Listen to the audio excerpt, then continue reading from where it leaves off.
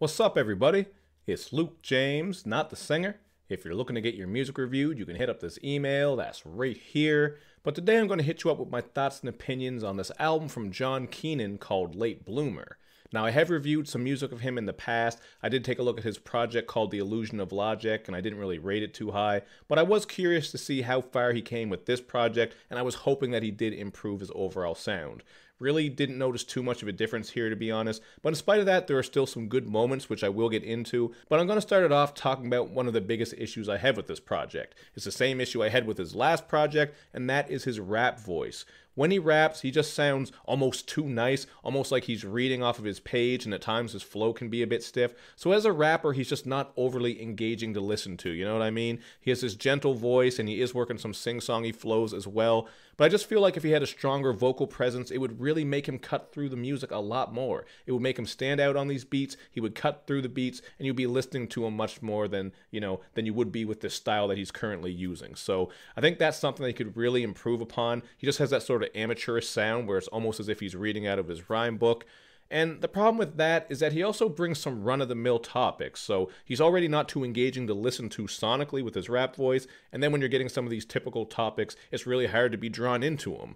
Like on the song Rapish, where he speaks on never giving up on his dreams, just coming up in the rap game and trying to do all that. You know how it goes, we've all heard that before. Pardon my cat meowing in the background, I don't know what he's doing, he's going crazy. And then with the money song, he's going in on money issues, just, another topic that you've heard a million times. You get a couple of tracks that also deal with women and relationships, so there isn't a whole lot here that sticks out as far as the content goes, and yet there are a couple of songs where he does try something a bit different. So you got the song Laying in a Cornfield, where he's rapping about going duck hunting, and then on the song called Ate a Lemon, he's just battling a cold. He's eating a lemon over the trash can. So these ideas, they are different, which I will give him props for because it's unique, but they're also a little bit silly, so I'm not sure how much people are going to connect to those, more so the one about eating a lemon over a trash can than the duck hunting one, which was pretty cool. But this is just who he is, so I'm not hating on him for bringing this style of rap. I just think in some instances it's a little bit cheesy just with everything tied together and what he's doing here.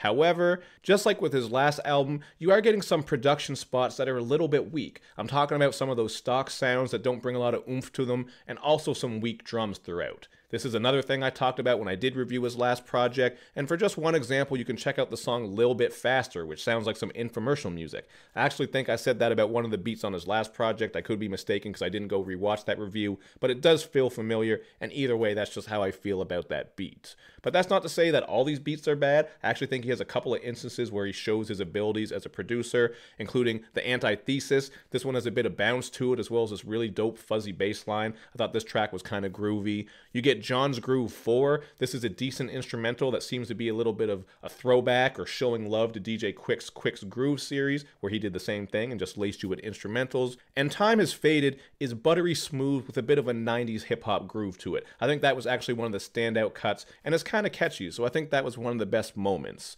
I would say that the singing on that track, as well as throughout this project, is probably more engaging than his rapping, and it's not that he's hitting big notes or anything like that. He just can craft some very catchy moments for hooks. So there are some instances with the production that are alright, there are some hooks and sing-songy flows that are catchy and decent, but overall, man, I'm going to go with a 2 out of 5 here. Can't really go with a 2.5 because I'm not noticing a lot of improvement. I think the audio quality is a little bit better, but this really just feels like more of the same based on that last project of his. So, I already said what I think he could improve upon with the last review, and I really feel like now it's just kind of the same thing, you know what I mean? You could tighten up those beats a bit, maybe work on that rap voice just so you're more engaging, because I feel like just fixing a couple of these things could have had me going with a 2.5 or a 3 here. Would have made a big difference, but hey man, that's why I'm going with a 2. It is what it is.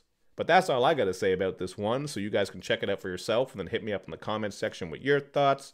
And of course, make sure you do all that good YouTube and social media stuff where you show me love and you show me lots of it. Thank you for watching, everybody. I will see you next time.